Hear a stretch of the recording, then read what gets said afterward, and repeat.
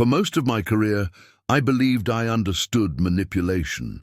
I had studied it in interrogation rooms, in court transcripts, in the quiet arrogance of people who believed they were smarter than everyone else.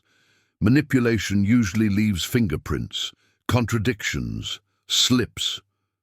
But this case didn't begin with violence. It began with a story told carefully, slowly. They met in an ordinary way. No dramatic warning signs, no immediate fear. He was attentive, articulate, almost disarmingly, self-aware. The kind of person who spoke about emotions with unusual clarity. He listened more than he talked, and when he talked, he chose his words precisely. Over time, the story unfolded. He explained that he lived with something rare, dissociative identity disorder, multiple personalities, different names, different voices, different behaviors. He said he hated it, said it wasn't something he chose. He framed himself as a victim of his own mind. Most lies are simple. This one was architectural. He showed notes on his phone, detailed profiles. Each alter had a role, a temperament, a function. He described internal rules, triggers, consequences. It sounded clinical, researched, convincing. Then he introduced the idea of danger, not directly, not at first. He said there was one personality he feared, one he struggled to control, a violent presence he called Jay. He claimed Jay emerged under stress, under defiance, under emotional rejection. The implication was subtle but clear. If she didn't cooperate, something bad could happen, and if it did, it wouldn't be his fault. Fear doesn't always arrive screaming. Sometimes it whispers. As days turned into weeks, the boundaries eroded. Requests became expectations. Expectations became obligations. Resistance was reframed as cruelty. Compliance was framed as compassion. You don't want Jay to come out. She didn't know it yet, but she was already inside a structure he had built long before she arrived. A structure made of fear, guilt, and responsibility for another person's supposed instability. By the time she realized something was wrong, the story had become her reality, and realities are hard to escape once you're living inside them. The most effective prisons don't use locks, they use beliefs. By the second month, she was no longer reacting to threats. She was anticipating them, adjusting her behavior preemptively, monitoring her words, her tone, her expressions, all to prevent something she had never actually seen but had been taught to fear. Jay became a constant presence without ever appearing. He spoke about consequences in hypotheticals. What might happen, what could happen, what he couldn't guarantee wouldn't happen. The uncertainty did the work for him. He claimed blackouts, missing time, sudden shifts in personality. He said there were things he didn't remember doing and things others told him he had done. Each story reinforced the same message. He was dangerous, and she was responsible for keeping everyone safe. Then came the performance. One night he claimed the others had taken control, that they had forced him to hurt himself, that he had overdosed, that it was because she hadn't listened.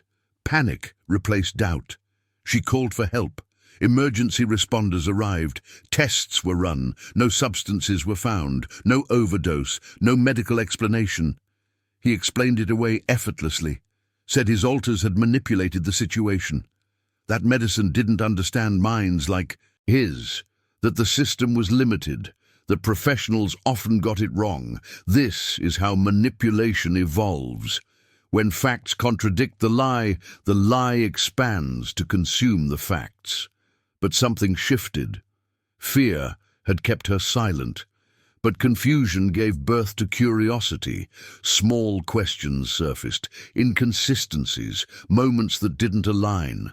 She began to document messages, patterns, timelines, and then she did the thing manipulators fear most. She spoke to someone outside the structure. The illusion didn't collapse instantly.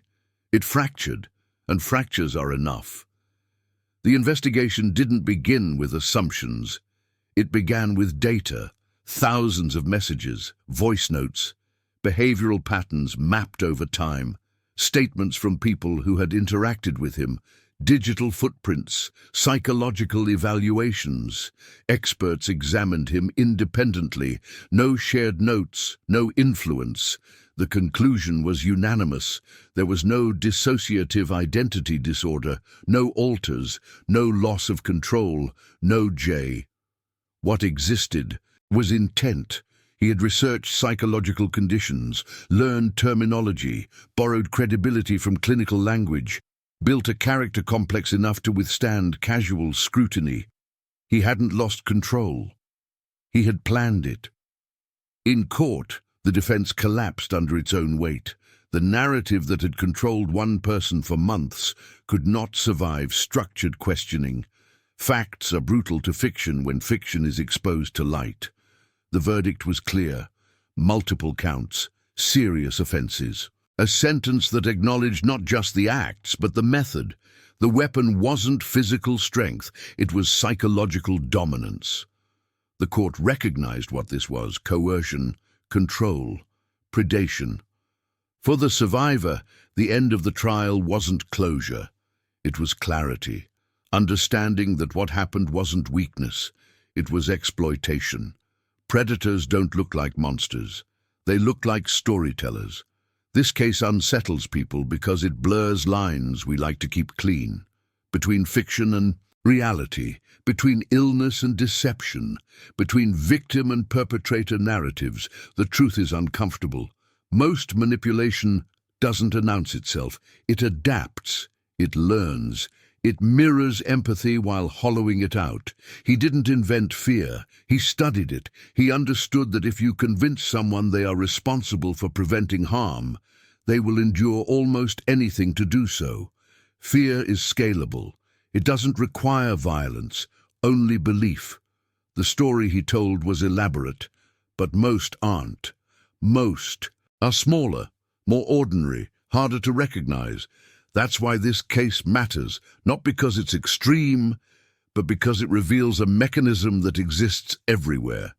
When someone controls your reality, they don't need to control your body. By the time you realize the walls are there, you helped build them. Joseph Head didn't have multiple personalities, but he understood something fundamental. Fear doesn't need bars, because the real story is never on the surface. It's under the surface.